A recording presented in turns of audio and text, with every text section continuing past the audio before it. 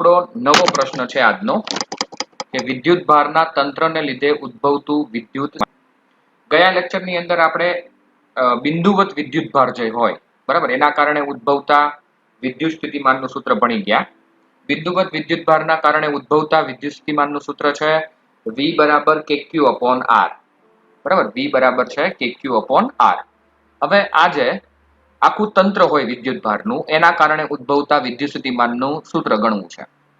તો એના માટે આપણે સંપાતપણાનો સિદ્ધાંત વાપરશું અથવા તો સંપાતપણાના સિદ્ધાંતનો ઉપયોગ કરીશું.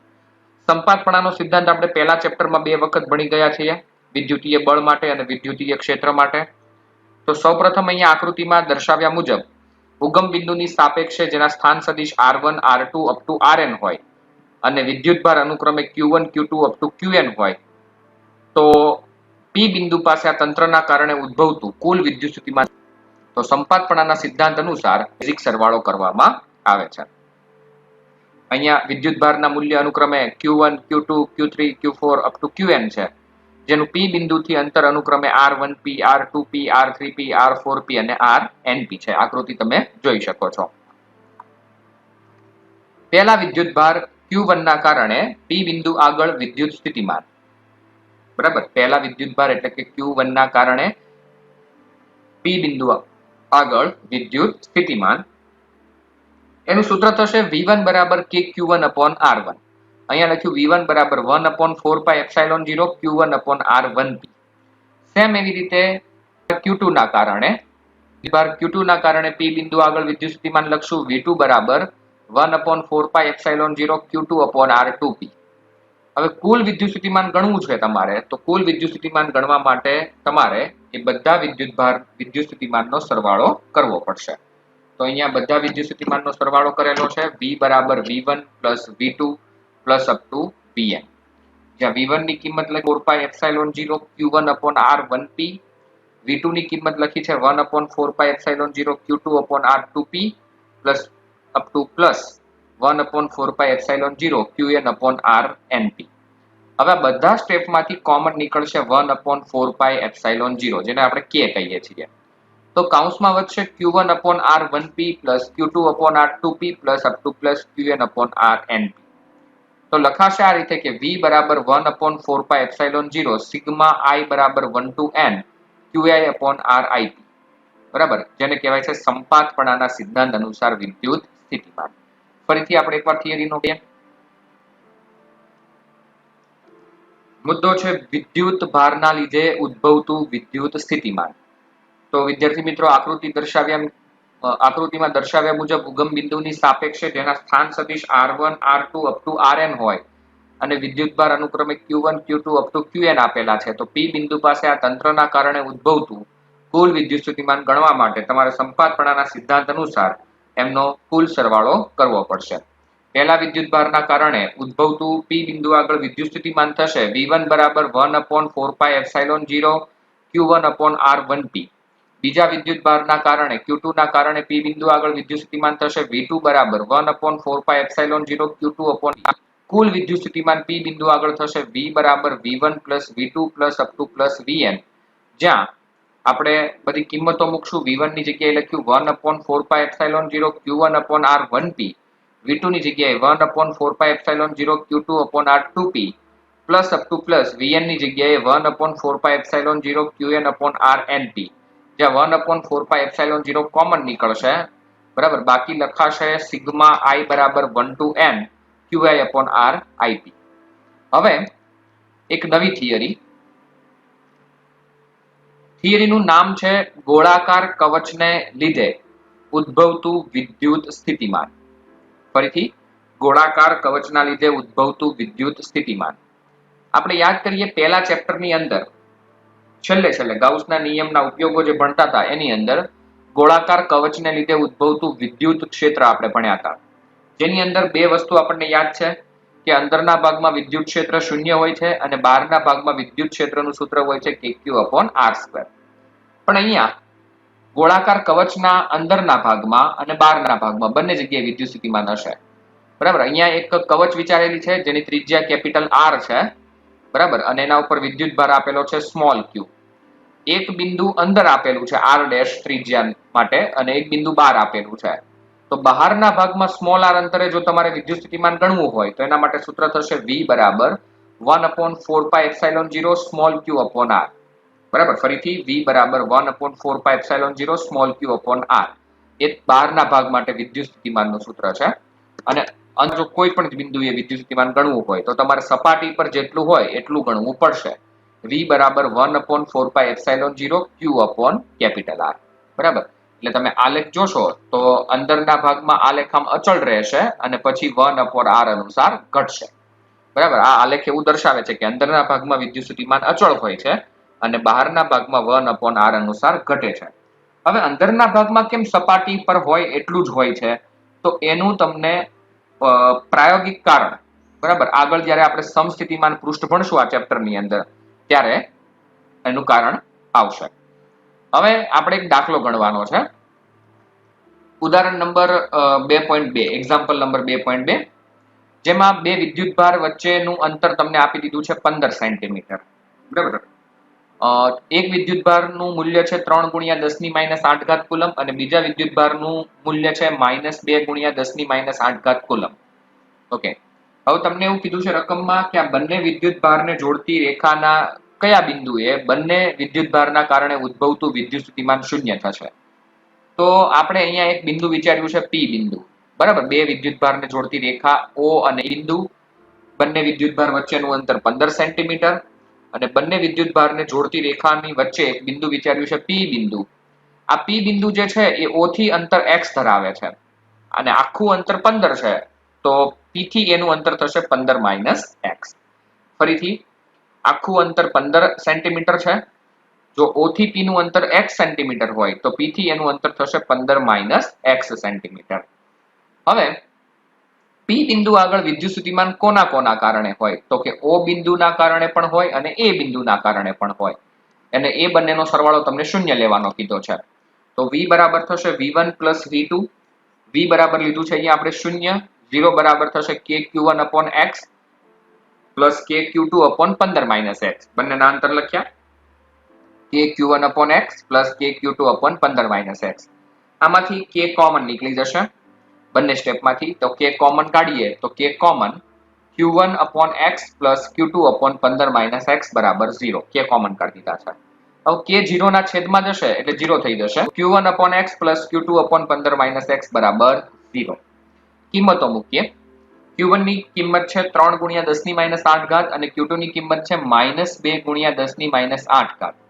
ફરીથી Q1 ની કિંમત છે 3 × 10⁻8 ઘાત અને Q2 ની કિંમત છે -2 × 10⁻8 ઘાત. 3 × 10⁻8 ઘાતના છેદમાં x -2 × 10⁻8 ઘાતના છેદમાં 15 - x બરાબર 0. માઇનસ વાળું જે સ્ટેપ છે પેલી બાદ જશે એટલે પ્લસ થઈ જશે. આ માઇનસ વાળું સ્ટેપ પેલી બાદ જશે એટલે પ્લસ થઈ જશે. 10⁻8 10⁻8 ઉડી જશે. તો અહીંયા વધ્યું તમારું સ્ટેપ 3 ના છેદમાં x બરાબર 2 ના છેદમાં 15 - x. 15 - x 3 સાથે ગુણાશે અને x 2 સાથે ગુણાશે. તો 3 × 15 - x એટલે થશે 3 × 15 એટલે 45 - 3x બરાબર 2x. ઓકે, 3x આ બાજુ આવશે, -3x આ બાજુ આવશે એટલે પ્લસ થઈ જશે. તો 3x + 2x એટલે 5x. 5x બરાબર 45. તો x બરાબર થશે 9 સેન્ટીમીટર. બરાબર, આ તમારો જવાબ છે કે 3 × 10⁻8 ઘાત કુલંબ વિદ્યુતભારથી 9 સેન્ટીમીટર અંતરે વિદ્યુત સ્થિતિમાન શૂન્ય હશે. બરાબર, અને જો પહેલા વિદ્યુતભારથી કેવું હોય, -2 × 10⁻8 ઘાત કુલંબ વિદ્યુતભારથી, તો થશે 6 સેન્ટીમીટર અંતર. બરાબર, કારણ કે આખું 15 છે, આ બાજુથી 9, તો પેલી બાજુથી થશે 15 - 9 એટલે 6 સેન્ટીમીટર અંતરે. તો એકદમ ઈઝી દાખલો છે. હવે સ્વાધ્યાયના 2.2 દાખલા પર આવો. બરાબર, ચોપડીમાં રકમ ખાસ જોવી.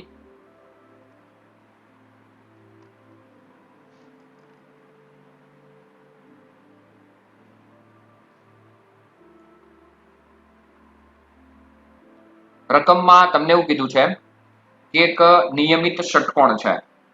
હવે નિયમિત ષટકોણ એટલે શું, તો કે ષટકોણ તો ખરો પણ નિયમિત એટલે કે જેની બધી બાજુની લંબાઈ સરખી હોય એવો 10 સેન્ટીમીટર બાજુવાળો એક નિયમિત ષટકોણ છે. ષટકોણને 6 શિરોબિંદુઓ છે એટલે એના ઉપર Q1 Q2 Q3 Q4, Q5 and Q6 6 વિદ્યુતભાર મૂકેલા છે. તમારે કેન્દ્ર આગળ આ વિદ્યુતભારના કારણે ઉદ્ભવતું વિદ્યુત સ્થિતિમાન ગણવું છે. હવે અહીંયા આપણે એક ત્રિકોણ વિચારીએ છીએ, આ AOB, બરાબર. હવે 10 સેન્ટીમીટર હોય અને અંદરનો ખૂણો ષટકોણમાં 60 ડિગ્રીનો થશે. કેમ 60 ડિગ્રીનો ખૂણો થાય એનું કારણ, આખું વર્તુળ હોય ને તો એના 360 ડિગ્રી થાય, આખા વર્તુળના 360 ડિગ્રી થાય. એના 6 ભાગ પાડેલા છે, એટલે એક ભાગનું ભાગ હશે 60 ડિગ્રી. તો 10 સેન્ટીમીટરની બાજુ અને આ બે બાજુ સરખી હોય, AO અને BO, બરાબર, કારણ કે એનું કેન્દ્રથી અંતર સરખું હોય. તો બાખુબા પ્રમેય પ્રમાણે એક સમબાજુ ત્રિકોણ થશે. એટલે બધી જે અંદરની બાજુઓ છે AO, BO, CO, DO, EO, FO, બરાબર, એ બધી 10 સેન્ટીમીટર થશે. કારણ કે જો આ સમબાજુ ત્રિકોણ બને તો જો AB બરાબર 10 હોય તો AO પણ 10 સેન્ટીમીટર જ હશે. હવે 6 ગણું વિદ્યુત સ્થિતિમાન પડશે આના માટે. એટલે કેન્દ્ર પાસે કુલ વિદ્યુત સ્થિતિમાન V બરાબર થશે 6 ગુણ્યા KQ/R. કારણ કે પેલા એક વિદ્યુતભારના કારણે KQ/R, વિદ્યુતભારના મૂલ્ય સરખા છે અને અંતરે સરખું છે, તો આપણે લખશું 6 ગુણ્યા KQ/R. 6 ગુણ્યા K ની કિંમત 9 ગુણ્યા 10 ની 9 ઘાત, Q ની કિંમત 5 માઇક્રોકુલમ આપેલી છે, એટલે 5 ગુણ્યા 10 ની -6 ઘાત. અંતર લખ્યું R બરાબર 10 સેન્ટીમીટર. 10 સેન્ટીમીટર ને મીટરમાં કહેવાશે 0.1 મીટર, બરાબર. ઓકે, સાદુરૂપ આપો તો 9 10 ની 9 ઘાત અને 10 ની -6 ઘાત, એટલે થશે 10 ની 3 ઘાત. બાકીનું સાદુરૂપ 6 ગુણ્યા 9 ગુણ્યા 5 ભાગ્યા 0.1, 6 9 54 ગુણ્યા 5 ભાગ્યા 0.1, બરાબર. 2700 ગુણ્યા 10 ની 3 ઘાત, એટલે થશે 2.7 ગુણ્યા 10 ની 6 ઘાત વોલ્ટ, બરાબર. આ તમારો જવાબ તમને મળ્યો. ઉદાહરણ નંબર 2. એકદમ થિયરિકલ છે. તમને સવાલ એવો પૂછેલો છે. ઓકે, પહેલા તો આપણે પહેલા ચેપ્ટરની વાત કરીએ. પહેલા ચેપ્ટરમાં આપણે એવું ભણી ગયા કે ઘર્ષણના કારણે વિદ્યુતભાર ઉત્પન્ન થાય છે, બરાબર, એટલે કે પ્રેરિત થાય છે. ઘર્ષણના કારણે વિદ્યુતભાર ઉત્પન્ન થાય. આપણે ચેપ્ટરમાં એવું પણ ભણી ગયા કે સૂકા વાળ સાથે જો કાસ્કો ઘસવામાં આવે, એટલે કે સૂકા વાળ સાથે પ્લાસ્ટિકનો કાસ્કો ઘસવામાં આવે તો એ કાસ્કો ધન અથવા ઋણ વિદ્યુતભારિત બનતો હશે, બરાબર. એના કારણે કાગળને આકર્ષે છે.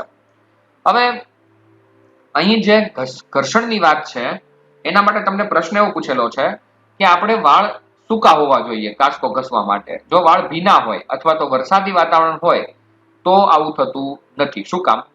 તો એનું કારણ અહીંયા એવું આપેલું છે કે જ્યારે સૂકા વાળ સાથે કાસ્કાને ઘસવામાં આવે ત્યારે ઘર્ષણની પ્રક્રિયાના કારણે કાગળના ટુકડાઓ ધ્રુવીભૂત થાય છે, બરાબર. ઘર્ષણના કારણે કાગળના ટુકડાઓ ધ્રુવીભૂત થાય છે અને પરિણામે વિદ્યુતભાર ઉત્પન્ન થાય છે. પણ જો વરસાદી વાતાવરણ હોય તો ઘર્ષણ થતું નથી, એટલે ઘર્ષણ લાગતું નથી. પરિણામે કાગળના ટુકડાઓ આકર્ષાતા નથી. નંબર 2, બીજો પ્રશ્ન એવો પૂછેલો છે. ઓકે, બીજો પ્રશ્ન કહું એના પહેલા થોડીક બેઝિક માહિતી આપી દઉં. સામાન્ય રીતે આપણું જે રબર હોય છે ને એ અવાહક હોય છે, બરાબર. પરંતુ વિમાનના જે ટાયર હોય છે એનું જે રબર હોય છે એ સુવાહક હોય છે. એવું કેમ? બરાબર, એવો પ્રશ્ન પૂછેલો છે. તો આનો જવાબ એવો છે કે જ્યારે વિમાન લેન્ડિંગ કરે, બરાબર, એટલે વિમાન જ્યારે હવામાંથી સીધું જમીન પર ઉતરે ત્યારે એના ટાયર ખૂબ જ ઝડપથી રસ્તા સાથે ઘસાય છે અને ઘર્ષણના કારણે આપણને ખબર છે કે વિદ્યુતભાર ઉત્પન્ન થાય. હવે એ જે વિદ્યુતભાર ઉત્પન્ન થાય એ ટાયર પર જમા રહેવો જોઈએ નહીં. એ ક્યાં જતો રહેવો જોઈએ? જમીનમાં જતો રહેવો જોઈએ. તો એના માટે ટાયર સુવાહક બનાવવામાં આવે છે. અહીંયા જવાબમાં લખેલું છે કે વિમાનના ટાયર અને રસ્તા વચ્ચેના ઘર્ષણના કારણે વિદ્યુતભાર ઉત્પન્ન થાય છે અને આ વિદ્યુતભાર જમીનમાં જતો રહે તે હેતુસર ટાયર સુવાહક બનાવવામાં આવે છે. અને જો આમ ન કરવામાં આવે તો તણખા ઉત્પન્ન થાય અને પરિણામે આગ લાગી શકે છે. સેફ્ટી પર્પઝ માટે વિમાનના ટાયર સુવાહક બનાવવામાં આવે છે. મુદ્દા નંબર 3, દહનશીલ દ્રવ્યને લઈ જતા ટેન્કરો હોય છે, બરાબર. આપણે જાણીએ છીએ કે પેટ્રોલ અને ડીઝલ જે વાહનમાં લઈ જવામાં આવે એને ટેન્કર કહેવાય. તો એવા દહનશીલ દ્રવ્યને લઈ જતા જે ટેન્કર હોય છે, એવા દહનશીલ વાહનો હોય છે, બરાબર. એને નીચે એક ધાતુનું દોરડું જમીન સાથે સંપર્કમાં રહે એ રીતે હંમેશા રાખવામાં આવે. આવું શું કામ? તો તો એનું કારણ પણ ઉપરના કારણ જેવું જ છે કે દહનશીલ દ્રવ્યને લઈ જતા વાહનોમાં ઉત્પન્ન થતો વિદ્યુત ભાર જમીનમાં જતો રહે તે હેતુથી જમીન સાથે સંપર્કમાં રહે તે રીતે ધાતુનું દોરડું જોડવામાં આવે છે. બંનેના કારણો સેમ છે. આગળ મુદ્દા નંબર 4.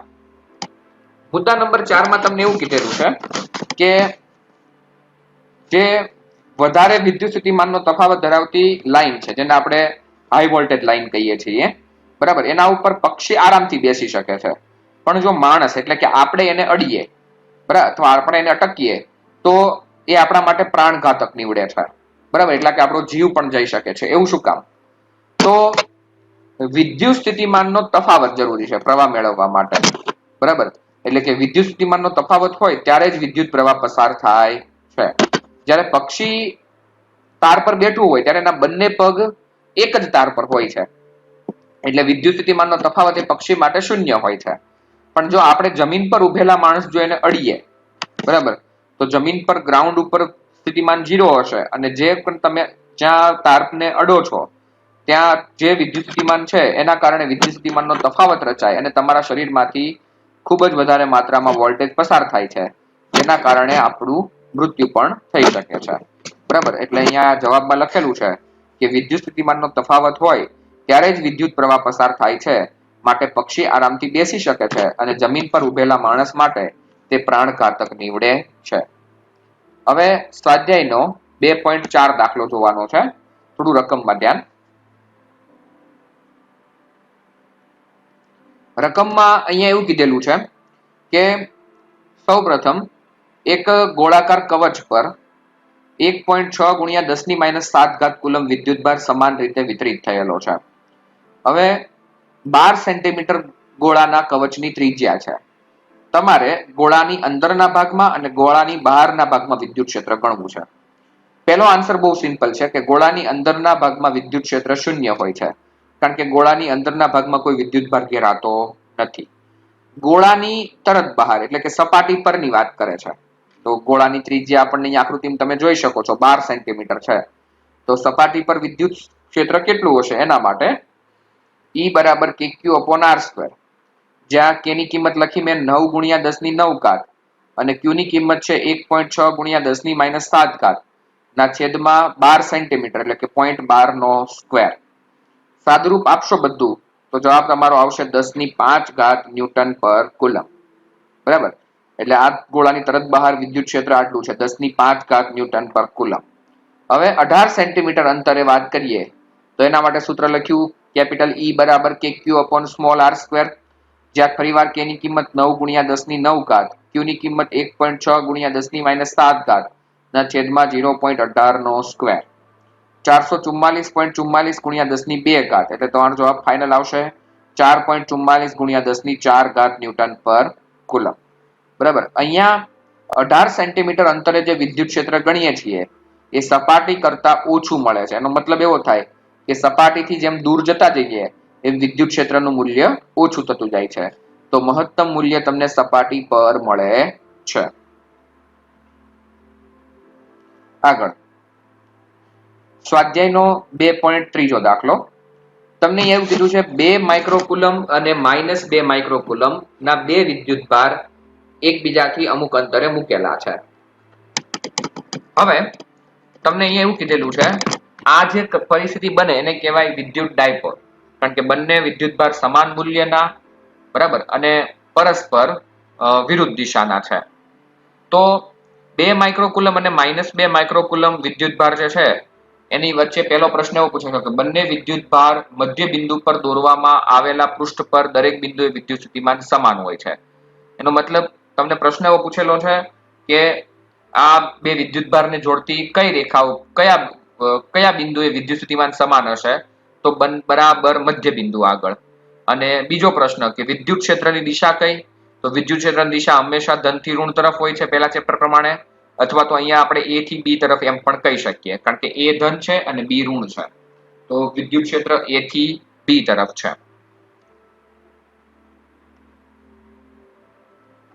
સૌથી અગત્યનો પ્રશ્ન, વિદ્યુત ડાયપોલ દ્વારા ઉદ્ભવતું વિદ્યુત સ્થિતિમાનનું સૂત્ર તારવો.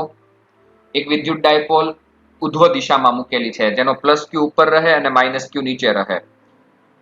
બે વિદ્યુતભાર વચ્ચેનું અંતર 2a રહે એ રીતે મૂકેલી છે. પી બિંદુ આગળ તમારે વિદ્યુત સ્થિતિમાન ગણવું છે, તો પી બિંદુથી પ્લસ ક્યુ નું અંતર R1 અને માઇનસ ક્યુ નું અંતર R2 છે અને મધ્ય બિંદુથી અંતર R છે. બરાબર, તો મધ્ય બિંદુથી પ્લસ ક્યુ નું અંતર a થશે અને મધ્ય બિંદુથી માઇનસ ક્યુ નું અંતર પણ a થશે, કારણ કે આખું અંતર 2a છે. પહેલો મુદ્દો. આકૃતિમાં દર્શાવ્યા મુજબ એક વિદ્યુત ડાયપોલને ઉધ્વ રહે તે રીતે ગોઠવેલી છે. ડાયપોલના બંને વિદ્યુતભારના કારણે ઉદ્ભવતું વિદ્યુત સ્થિતિમાન પી બિંદુએ છે. બરાબર, તો પી બિંદુ આગળ તમારે પ્લસ ક્યુ થી અંતર R1 છે અને માઇનસ ક્યુ થી અંતર R છે, R2 છે અને મધ્ય બિંદુથી અંતર R છે. પી બિંદુ આગળ વિદ્યુત સ્થિતિમાન કોના હશે? બંનેના કારણે હશે, પ્લસ ક્યુ ના કારણે અને માઇનસ ક્યુ ના કારણે. તો V બરાબર થશે V1 પ્લસ V2. પ્લસ ક્યુ ના કારણે આપણે લખશું V બરાબર KQ upon R1, માઇનસ ક્યુ ના કારણે લખશું minus KQ upon R2. KQ common, 1 upon R1 minus 1 upon R2. હવે ભૂમિતિનો ખ્યાલ લાવીએ. તમને અહીંયા એક ત્રિકોણ દેખાય છે, આ P બરાબર, આ પ્લસ ક્યુ વાળો બિંદુ અને O, આ જે ત્રિકોણ દેખાય છે અહીંયા ખૂણો છે થીટા. જો તમે અહીંયા cos થીટા વાપરશો તો એની પાસેની બે બાજુ છે A અને R. બરાબર, ખૂણાની પાસેની બે બાજુ છે A અને R. તો cos થીટા બરાબર થશે a square plus r square minus r1 square upon 2ar. બરાબર, એ સૂત્ર અહીંયા ભૂમિતિ માટે વાપરેલું છે કે cos થીટા બરાબર r square plus a square minus r1 square upon 2ar. આ 2ar ને cos થીટા સાથે ગુણી દઈએ તો થશે 2ar cos થીટા બરાબર r square plus a square minus r1 square. હવે જો r1 સ્ક્વેર ને કરતા બનાવીએ તો થશે r square plus a square minus 2ar cos theta. ટૂંકમાં આપણે આ 1 upon r1 અને 1 upon r2 ની કિંમત લાવીએ છીએ. આપણી થિયરીનો એમ એ છે કે આપણે આની કિંમત આની અંદર મૂકવી છે. હવે ફરીવાર આકૃતિમાં આવું છું. આકૃતિની અંદર તમે જોઈ શકો છો નીચે તમને એક બીજો ત્રિકોણ દેખાય છે P O અને આ માઇનસ ક્યુ. હવે આ ઉપરનો ખૂણો થીટા છે તો નીચેનો ખૂણો હશે 180 માઇનસ થીટા. તો cos 180 માઇનસ થીટા બરાબર પાસેની બે બાજુ a square plus r square minus r2 square upon 2ar. બરાબર, એ સૂત્ર અહીંયા વાપરેલું છે. cos પાઈ માઇનસ થીટા બરાબર r square plus a square minus r2 square upon 2ar. cos pi minus theta એટલે બીજું ચરણ, બીજા ચરણમાં sin ધન હોય, cos તો ઋણ હોય, એટલે માઇનસ cos થીટા બરાબર r square plus a square minus r2 square upon 2ar. તો 2ar અહીંયા ગુણાશે, માઇનસ 2ar cos થીટા બરાબર r square plus a square minus r2 square. તો r2 સ્ક્વેર બરાબર થશે r square plus a square plus 2ar cos theta. હવે ફરીથી બંને step લઈશું આપણે. પહેલું સ્ટેપ r1 સ્ક્વેર બરાબર r square plus a square minus 2ar cos theta જે લીધું છે એને જમણી બાજુ r સ્ક્વેર વડે ગુણવાનું છે અને r સ્ક્વેર વડે ભાગવાનું છે. તો r1 સ્ક્વેર બરાબર r square 1 plus a square upon r square minus 2a cos theta upon r. બરાબર, જેમાં a સ્ક્વેર નાનું છે r સ્ક્વેર કરતા, માટે આટલું સ્ટેપ અવગણીએ તો થશે r1 સ્ક્વેર બરાબર r square 1 minus 2a cos theta upon r. હવે બંને બાજુ વર્ગમૂળ લઈએ, કિંમત જોઈએ છે 1 upon r1 ની. તો r1 બરાબર થશે r 1 minus 2a cos theta r ની 1/2 કાઢ, વર્ગમૂળ કાઢ્યું. હવે વ્યસ્ત કરી નાખીએ તો 1 upon r1 બરાબર 1 upon r 1 minus 2a cos theta upon r ની -1/2 ઘાત. હવે દ્વિપદી પ્રમેય પ્રમાણે આ -1/2 ઘાત સીધી અહીંયા અંદર આગળ ગુણાઈ જશે, એટલે માઇનસ માઇનસ થઈ જશે પ્લસ 1 upon r1 બરાબર 1 upon 1/2 2a cos theta upon r, જેમાંથી 2 2 ઉડી જશે તો 1 upon r1 બરાબર થશે 1 upon a cos theta upon r. 1 upon r1 બરાબર થશે 1 upon r 1 plus a cos theta upon r. Same એવી રીતે ઉપરના સ્ટેપનું સાદુરૂપ આપશું. r2 સ્ક્વેર બરાબર, આ સમીકરણ યાદ રાખજો, 1 upon r1 બરાબર 1 upon r 1 plus a cos theta upon r. હવે ઉપરનું જે સ્ટેપ છે ફરીવાર લીધું, r2 સ્ક્વેર બરાબર r square plus a square plus 2ar cos theta. ફરીવાર એને r સ્ક્વેર વડે ભાગી દીધું છે અને r સ્ક્વેર વડે ગુણી દીધું છે. આટલા પદને અવગણ્યું છે, બરાબર, a square upon r square ને અવગણ્યું છે. ત્યારબાદ વર્ગમૂળ કાઢ્યું છે, વર્ગમૂળ કાઢીને પછી વ્યસ્ત કર્યું છે, વ્યસ્ત કરી અને આ જે ઘાત છે એને અંદર અહીંયા ગુણી દીધી છે. બરાબર, તો 1 upon r2 ની જે કિંમત ઉડી જાય તો 1 upon r2 ની કિંમત મળે છે 1 upon r 1 minus a cos theta upon r. આ તમને 1 upon r2 ની કિંમત મળી. હવે આપણા વોલ્ટેજનું જે સૂત્ર છે v બરાબર kq કૌંસમાં 1 upon r1 minus 1 upon r2, જેમાં 1/R1 ની કિંમત લખવાની છે, વચ્ચે માઇનસ અને 1/R2 ની કિંમત છે. તો કિંમતો લખો. 1/V બરાબર KQ 1/R કૌંસમાં 1 plus A cos theta upon R minus 1/R કૌંસમાં 1 minus A cos theta upon R. પાછું 1/R કોમન નીકળી જશે. સદરૂપ આપશો તો થશે 1 plus A cos theta upon R minus 1 plus A cos theta upon R. બરાબર, 1 minus 1 ઉડી જશે. A cos theta upon R A cos theta upon R એટલે 2A cos theta upon R. 2AQ એટલે થશે P એટલે થશે KP cos theta upon R. જે નામ પણ લખાશે 1/4 pi epsilon 0 P cos theta upon R square.